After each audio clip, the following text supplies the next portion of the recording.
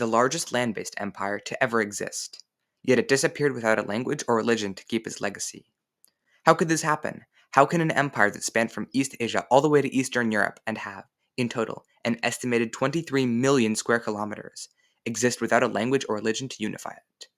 This is the Mongol Empire, and its significant rise can be attributed to one man, by the name of Genghis Khan. However, the man behind this massive expansion came from relatively humble beginnings, with the birth of Temujin. It all started in the year 1155, or 1162, or 1167. See, records of nomadic Mongolian tribes weren't the best, so the exact year that Temujin was born isn't known, but it was sometime around the mid-1100s. He was born somewhere around here. His father, Yasuge, was a member of the Borjigin clan, who was one of several tribes that were part of the Mongol steppe. He was named after a man killed by his father, as his father named the son after the man to honor him. Temujin wasn't the child often depicted to be Genghis Khan, as he wasn't very confident or strong, and a disappointment to his father. Therefore, he was set to marry another named Bort, and to live with her family until the marriage. However, his father died when he was 9 as he was poisoned by the Tatar clan, who were his rivals, as revenge for killing Temujin. Due to this, his family became outcasts from their tribe. This forced them to learn to hunt, scavenge, and caused Temujin to learn such things as battle tactics already from an early age. During this time, he met another boy named Jamuka, who became best friends. They even swore a blood oath twice. He had some competition with his brothers, since he wanted to be the heir to the clan, so he asked them politely. He killed them, but then he became outcast from his own clan. He was then captured by the clan that he was outcast from before. But one day he was able to escape when all the people were drunk and only a small boy was guarding him, so he was able to escape and use those survival tactics he was taught before. Temujin then escaped to the person he was set to marry all those years ago, and they actually agreed. After that, he went to an old friend of his father named Ong Khan, and he was offered a leadership position, but declined. Then he thought he would settle down in that life. However, another rival clan stole his wife, and Genghis became devastated. Temujin went back to Ong Khan and asked to invade them, and he gave them 20,000 people and a ton of revenge to retaliate. He also invited his best friend, but Jamuka showed up on time while Temujin showed up a couple of days later. Jamuka was furious as he ate up a lot of his supplies, so most of his men had to resort to rationing. This created a start of a divide between the friends, and you'll see how it plays out later. Temujin found his wife, who had been forcefully busy at the time, as she was pregnant. He took the son as his own, but would still not be fully accepted by him, naming him Jochi. After this, Temujin and Jamuka united tribes and became closer friends, and became blood brothers for the third time. However, they had differences in systems, as Temujin believed in the meritocracy system, while Jamuka believed in the traditional system based on class.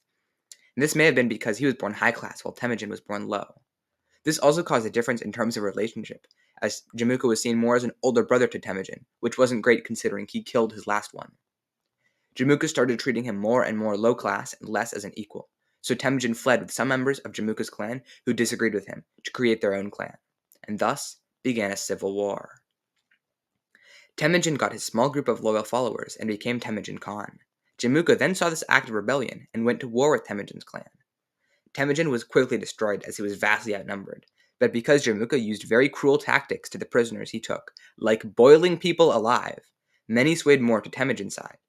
He raided the Tatar clan, who had lots of wealth because of their trading through the Silk Road, which caused him to gain lots of money to raise a massive army and gain more battle experience. Then, he invaded the Jurchen tribe, as he was easily able to do so, being very experienced in battle.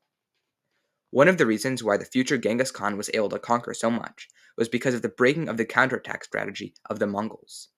Their strategy was to raid a city, take gold, and leave, causing the people to raid them as revenge. However, Temujin sought to change this, as when he raided the Jurchen tribe, he executed their leaders and replaced them with ones loyal to him. He also took many in his leaderships, not as slaves. He also had a system where if you remained loyal, you would be given many gifts, but if you weren't, then he would show no mercy. After this, Jamuka decided to name himself Gur Khan, which means universal ruler and ruler of all the Mongols. However, Temujin and Ong Khan were like, dude, so uncool. So a large battle took place. The shaman said how if the battle were to rain, then Temujin would win. Then, it started raining, so many on the other side deserted because Temujin was chosen by the gods to win. Both sides fought for hours, but Temujin was shot in the neck by a poisoned arrow, barely surviving. However, they eventually won the battle, and Jamuka would flee for the time being. Now that Temujin's clan became the most powerful, they established some rules. One being looting, as all goods were now distributed to Temujin and then given to the soldiers instead of a free-for-all. And he also made sure a portion of the goods would go back to people who'd lost their family members, to make sure that what happened to him after losing his father never happened again. However, after raiding the Tartars for a second time, they didn't have enough prisoners to keep, so they had to execute many, causing the first mass execution that would occur from the Mongols. He also changed the army into a much more effective order. This is because he grouped it by tens, meaning if they had 10,000 troops, they'd have 1,000 people who led them, 100 people who led them, 10 people who led them, and Temujin at the top. The troops were also organized randomly, meaning each division would have people of different ethnicities, leading to an erase of traditions for all. On top of that, other members of the tribe would contribute to the army, providing anything from food to weapons to singing songs for morale boost. This was also considered the first use of total war, since all peoples were working for the war effort. Going back to politics, Ong Khan was getting old, but there was still no clear heir to him, as Temujin was more popular, but Jamuka still maintained a threat. However, he decided to betray Temujin and work with Jamuka. Temujin then attempted to rally the people of his horde to overthrow Ong Khan, and they miraculously did so. Ong fled with Jamuka, who he was now allied to, but when they crossed into the Naiman tribe, who were the strongest that wasn't conquered by Temujin, Jamuka made it successfully, but Ong Khan was killed by a guard who didn't believe he was Ong Khan, and not just a regular old man. The battle commenced between the two tribes. Temujin first used the tactic of cycling divisions, as mounted archers would attack and then leave while others came in. The Naiman tribe would counter with a line of troops, so they couldn't get flanked, but Temujin changed his strategy to a line that broke through the spread-out enemy troops. After this decisive victory, Jamuka was executed, leading to Temujin being known as the Khan of all Mongols, or Genghis Khan. At the age of 45, Genghis had successfully ruled over the steppe region. Another advantage the Mongols had was the food supplies needed for the army, which were basically none. Soldiers were told to pack their own food, and since the Mongols spread out their army more, it allowed for their horses to eat the grass and the soldiers to hunt their own food. Now, he invaded external regions of Mongolia, the first being the Tangut Empire. They had walled cities and a larger army, so Genghis had to use tactics for siege warfare. He learned the tactics of starving the enemy, and innovative tactics like flooding a nearby river to destroy a city. Each battle Genghis would learn more and more, as he would strike next on the Jurchen of northern China, which he would use the tactics he had previously learned. Due to Champa rice, China had a massive population, but the Mongols had used the greatest strength of the Jurchen as a weakness, as they would often conscript many who they conquered into the army and send others fleeing, causing difficulties for enemy supplies, chaos, and famine. China also had a lot of siege machines, such as the trebuchet. Genghis hired engineers to build machines using nearby materials, as it wouldn't slow down his army. Finally, they had taken the capital, and the Jurchen agreed to a peace. But it was broken, so Genghis had to sack the city once more, just to send the message that he wasn't playing around. Next, he set his sights on the Uyghur Khanate, who had called for Genghis to take over the territory, since they knew he would allow freedom for religion of the Muslim people being oppressed by the Buddhist leader. So he took over the land, and now had dominance over the Silk Roads from Central Asia to China. Despite not having control of the ends, he converted the long network of roads into one central one through the Mongol steppe. This caused many in Mongolia to live a life of luxury, and a hub of knowledge as many from across the empire flocked to meet Genghis, similar to how the Baghdad House of Wisdom worked. Speaking of Baghdad, Genghis wanted to trade with the Khwarezmian Empire, who controlled the house at the time, along with various other goods. So he sent a diplomatic mission to be allies with them. They agreed, but when the first traders arrived, they were killed on the spot, and when they sent the envoy back to the Sultan, he killed them as well. When Genghis heard about this, he did not take that level of disrespect.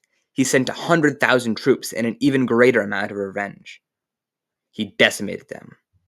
At this time, Islam was at the golden age, as they lived lives far superior to anyone else in the world, and were considered the most technologically ahead. However, this didn't matter, as cities were destroyed and many, many lives lost. Remember the Baghdad House of Wisdom? That was destroyed by the Mongols, one of the greatest monuments in history, destroyed because some people thought Genghis Khan had no balls. It was said that the Tigris River ran black because of how much ink was poured into the water, with all the books being thrown out. However, at this point, Genghis was an old man, around the age of his 60s.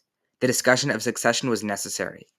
He gathered his first 3 sons, who were Jochi, Chagatai, and Ogadai in that order. Since Jochi and Chagatai had a fight at the meeting, Genghis gave the succession to Ogadai, who, despite showing up drunk to the meeting, was more chill and laid back. He gave Ogadai Mongolia and China, while Chagatai got Central Asia and Jochi got the Eastern Steppe. They had conquered the Khwarezmian Empire, but had failed to conquer India due to a change of climate and the mountainous terrain that the Mongols were not used to. But Genghis was born for conquering, so even in his waning years, he went out for sight of conquering the Song dynasty, and suddenly died before he was able to do so. Some say he fell off his horse and died, others say he was assassinated, struck by lightning, poisoned, and many other types of death. The impacts that Genghis Khan had on the Mongol people were immense, as he expanded a backwater, uncivilized mess of hordes into a unified entity that would span from Persia to China. Even then, it was just the beginning, as the Mongol Empire reached its full peak after Genghis' death, despite being divided by his sons into 4 entities, which became the Chagatai, Golden Horde, Yuan Dynasty, and Ilkhanate. His strategies were also revolutionary, as some would even continue on to change warfare in the whole world for good. He also has an estimated 16 million direct descendants. However, it is said that he killed even more, as over 40 million people were killed under him, arguably causing him to kill the most in human history. It is debated whether or not he had a positive or negative impact on the world, as he spread the Silk Road to its peak, but killed many and also sent the Black Plague to Europe. Regardless, it remains certain that Genghis Khan's life had a massive impact on people across the globe, and a spot is always saved for him in many a history textbook.